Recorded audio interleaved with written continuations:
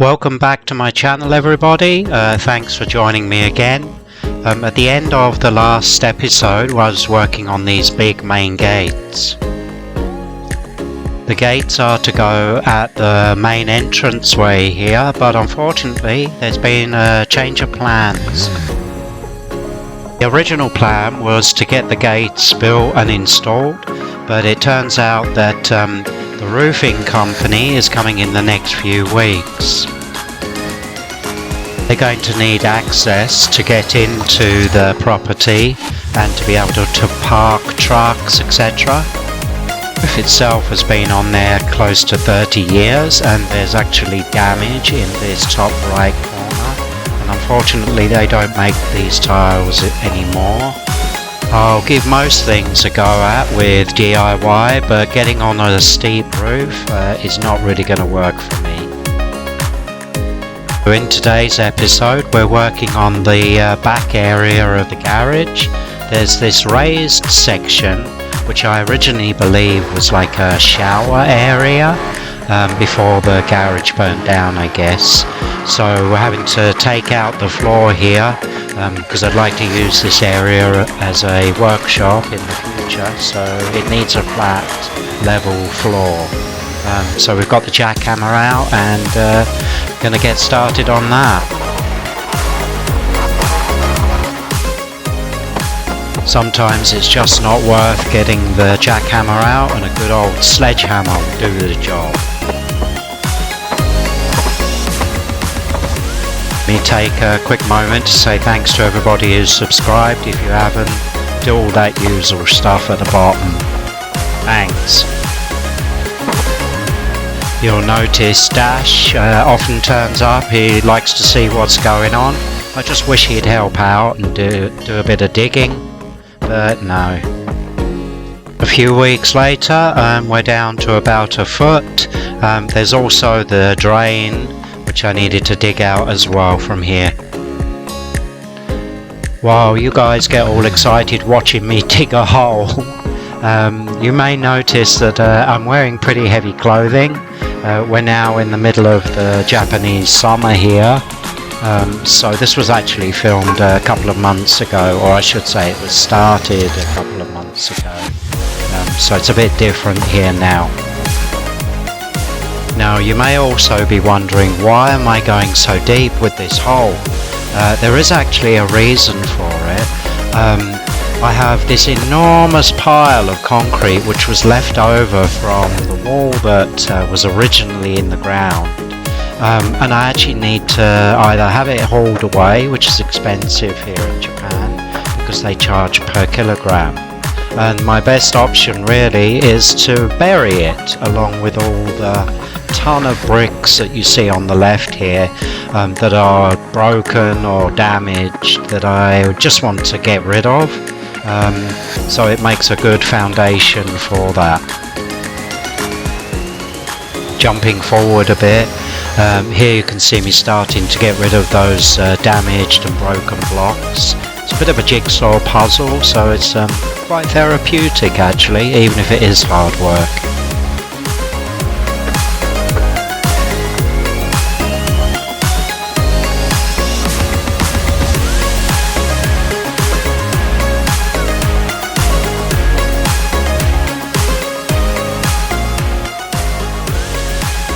Many of these damaged and broken blocks, or cut blocks, were actually from when I did the paving area, and also if you've seen any of my earlier videos, there were enormous piles of these paving blocks stacked up behind the house. I guess they had extra when they laid them and just left them there for years.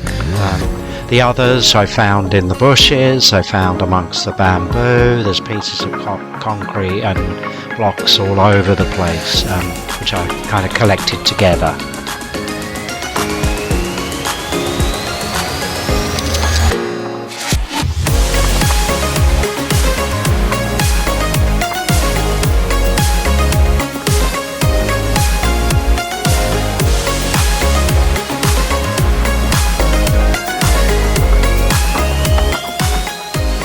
Amongst the enormous pile of concrete that I had, or a lot of broken pieces, smaller pieces, and what we call breeze blocks in the UK. You'll see some of them in the background here. They're for kind of building walls with holes in the centre. They were damaged and broken, so basically I just broke them up as a final kind of top layer for this section. And then just got the compactor out, and it's just a case of compacting everything down, making sure nothing shifts. It just took a little while, but it's looking like we're finally going to be able to get this completed.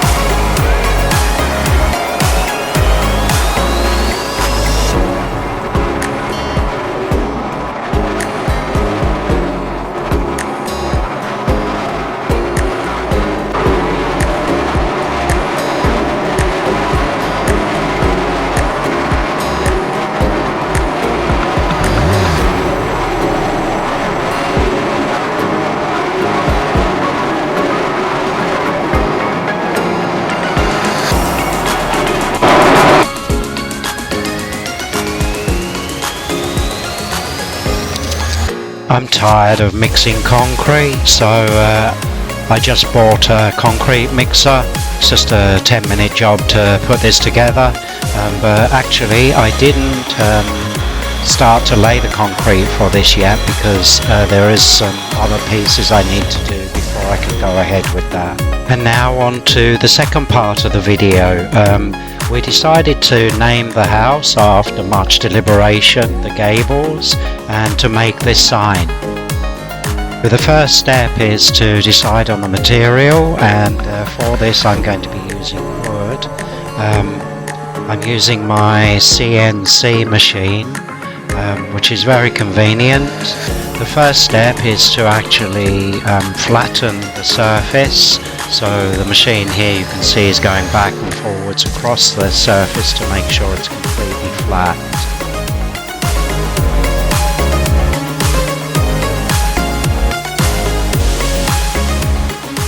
One of the good things about using a CNC machine like this is that once it's set up and starting to cut, I can go away and be actually working on other things and then come back to it.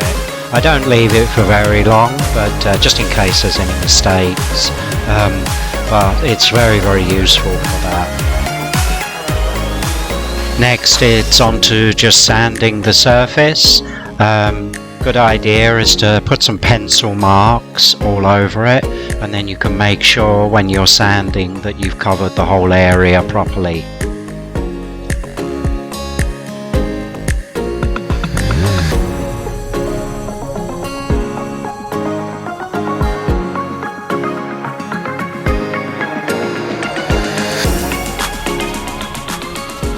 Once I had cut the piece to size, I was able to take it outside and give it a coat of spray, nice black kind of lacquer, which is also waterproof, and then it goes back inside to go back on the CNC machine.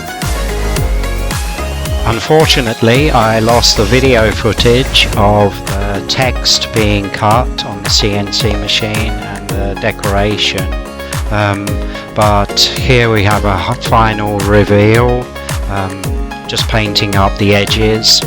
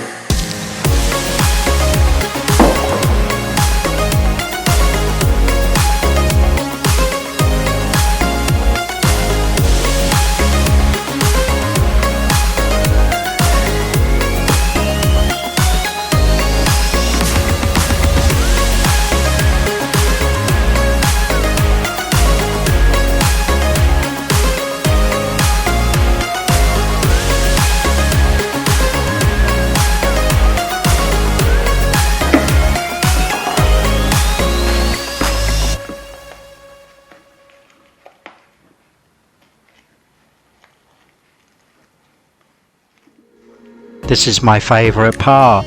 It's almost like unwrapping a Christmas present. There's a little bit of work to do to clean up some of the overspray, the black overspray on the edges if you look carefully, and then of course I needed to put a couple of coats of water resistant lacquer over the whole thing as well.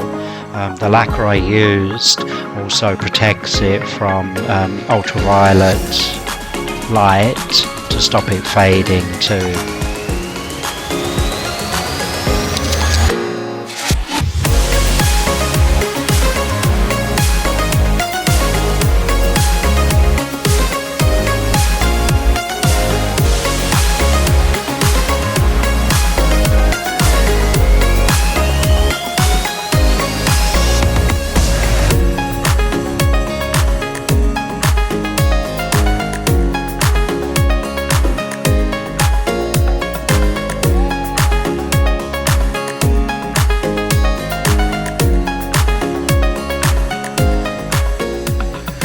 And a final shot of it ready to go on the gate post.